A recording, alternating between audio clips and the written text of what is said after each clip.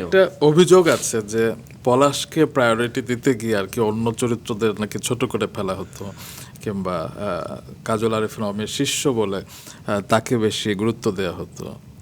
এটা কি সত্যি? এটা আসলে আমি জানি না, যারা বলে তারা আসলে হয়তো বা কি বুঝা বলে আমি আসলে বলতে পারবো না, কিন্তু আমার কাছে মনে হয় আমাদের সেটে যারা থাকে, যারা আমাদেরকে কাছ থেকে দেখে, তাদের আসলে কথা বলার সুযোগ নেই। এখন হয়তো বা তারা বলতে পারে, যদি তারা হয়তো বা কোনো কিছু থেকে যদি বঞ্চিত হয় তারা হয়তো বা বলতে পারে, বাট আমি স্বয়ং কাজল আরিফিন অমিও বলতে পারবে না যে সে আমাকে সবারে ফালায়, আমাকেই শুধু প্রায়োরিটি দেয়। এটা সে নিজেও বলতে পারবে না, কারণ কাজল আরিফিন অমি ক্যারেক্টার, ডিরেক্টর কাজল আরিফিন অমি মানে ওইটা খুবই ধরাছোঁয়ার বাইরে একটা ক্যারেক্টার। সে ওই জায়গায় ধরেন, আমি মনে করি তার ফ্যামিলি মেম্বারকেও সে ছাড় দিবে না। আমি তো অনেক দূরের ব্যাপার, সে ওইখানে পৃথিবীর কোনো ইমোশনের সাথে সে নাই আসলে। অমি ভাই যখন শুটিংয়ে যায়, সে তখন একদম ডিরেক্টর কাজল আরিফিন অমি। 100 বার যদি আমি এনজি দিব, সে 100 বারই টেকটা নিবে। পলাশ বলে 2 বার পর সে নিয়ে নেবে, নো ওয়ে, কোনো সুযোগ নেই, ফাঁকিবাজি করার কোনো সুযোগ নেই আসলে অমি ভাইয়ের সামনে। সেই কারণে তিনি এখনকার অন্যতম সফল একজন পরিচালক এবং সবাই তার প্রত্যেকটি কাজ দেখবার জন্য অপেক্ষা করে। একদমই তাই। এবং অমি ভাই যেভাবে কাজ করে, মানে আমার আরেকটা স্টেপ আর কি বলতে গেলে, ইভান ভাইয়ের সাথে পরিচয় হওয়ার পর আমার প্রথম একটা টার্নিং পয়েন্ট, তারপর অমি ভাইয়ের সাথে পরিচয় হওয়ার পর আমার লাইফের সেকেন্ড টার্নিং পয়েন্ট। তার সাথে প্রথম শর্ট ফিল্ম নাকি এখনো রিলিজ হয় নাই? না, আমি জানি না কেন হয়নি, হয়তো তখন চেহারা দেখতে ভালো ছিল না, এই কারণে মনে হলো ওরা রিলিজ দেয় নাই। অবশ্যই সেটা না, সেটাও একটা ভাগ্য আসলে। Failure is the pillar of success. হয়তো আল্লাহ চেয়েছিল যে একটা ধাক্কা দিয়ে আসলে আপনাদের যাত্রাটা শুভ হোক। তো 2017 সালের এক বর্ষণ মুখর সন্ধ্যায় আপনাকে তিনি ফোন দিয়েছিলেন। হ্যাঁ, তখন আমি বলছিলাম যে ভাই আমি একটু ভেবে আপনাকে জানাই।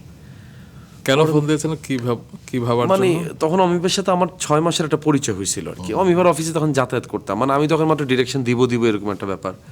তা আমার তো কোনো অফিসও নাই, কারোর সাথে একটু মিটিং করবো, সে টঙের দোকান ছাড়া কোনো অপশনও নেই। তা আমি অমিভার অফিসে যাইতাম, এমনি যে আড্ডা দিতাম, কারণ আমি অনেকদিন তো শুটিংয়ের বাইরে। মানে যদি আমি নিজে ডিরেকশন দিই তাহলে আমি শুটিংয়ে, আদারওয়াইজ তো আমি শুটিংয়ের বাইরে। তখন অমিভাব বুঝতো আমার চেষ্টাটা বা আমার চাওয়াটা, সে বুঝতো। তো সে আমাকে একদিন বলছিল যে আপনি কি আমার টিমের অ্যাসোসিয়েট ডিরেক্টর হবেন? তখন আমি ভাবলাম যে অনেকদিন তো শুটিংয়ের মধ্যে নাই, তারপর অমিভার এখানে গেলে শুটিংটাও দেখতে পারুম, কাজের মধ্যেও থাকতে পারবো, আবার নিজের যদি কোনো মিটিং টিটিং হয়, প্রডিউসারের সাথে কোনো মিটিং টিটিং হলে অফিসে ডেকে মিটিংটাও করতে পারবো। তো সব কিছু মিলায়া আরেকটা কারণ ছিল যেটা আজকে বলি, যে অমি ভাই তো ফামি ভাইয়ের অ্যাসিস্ট্যান্ট ছিল। ওকে, তো ফামি ভাইয়ের একটা ছাপ তো অমি ভাইয়ের মধ্যে থাকবে, বা অমি ভাইয়ের মাধ্যমে যদি ফামি ভাইয়ের সাথে দেখা করার সুযোগ হয়, এটাও একটা বড় কারণ ছিল। সব কিছু মিলে অমি ভাইয়ের সাথে আমি জয়েন করছি। ওই যে করছি, এরপর তো নিজেই ডিরেক্টর হয়ে গেছি, নিজেই ডিরেকশন দিই। তো অ্যাসোসিয়েট ডিরেক্টর যদিও এখন আর আমি সেই অর্থে নাই, তারপরও অমি ভাই, আমি ফিল করি আমি এখনও বুম ফিল্মসের অ্যাসোসিয়েট। অমি ভাই এমনও হয়েছে আমি ওই প্রোডাকশনে ছিলাম না, তারপরে সে আমার নামটা অ্যাসোসিয়েট ডিরেক্টর হিসেবে রাখছে। এই সম্মানটা সে আমাকে করে, আমি তাকে সম্মানটা করি। এবং তিনি সেদিনও বলছিলেন যে পলাশকে আমি যদি বলি আগুনে ঝাঁপ দিতে, ও ঝাঁপ দেবে। আমার প্রতিও সেই ট্রাস্টটা আছে, এবং আমার মৃত্যুর পর আমি চাই যে সবাই আমাকে স্মরণ করুক, আমার কাজকে স্মরণ করুক। পলাশের কাছ থেকে আমি সেটা চাই, এবং আমি জানি সে সেটা করবে। এবং এই যে অনুভূতির জায়গায়, মৃত্যু কিন্তু একটা মানুষের নিজের পার্সোনাল একটা বিষয়, তো সেখানে যে আপনাকে ধারণ করে সেটাতেই বোঝা যায় আসলে আপনি তার ভাই, বন্ধু, সব কিছু। একদমই তাই। এটা কিন্তু পুরোটাই আসছে কীভাবে ভাই, এটা একদিনে হয়নি। এই যে আপনি একটু যেটা বললেন, অনেকেই মনে করো অমি ভাই আমাকে প্রায়োরিটি দেয়, এটা সেটা ব্যাপারটা হচ্ছে, আমি তার সাথে একটা জার্নি দিছি ভাই। তার সাথে আমি অনেক প্রোডাকশন অ্যাসোসিয়েট ডিরেক্টর ছিলাম, যেগুলোতে আমি অ্যাক্টিংও করিনি। প্রি প্রোডাকশন থেকে শুরু করে পোস্ট প্রোডাকশন, দিনের পর দিন তার সাথে আমি খাটছি।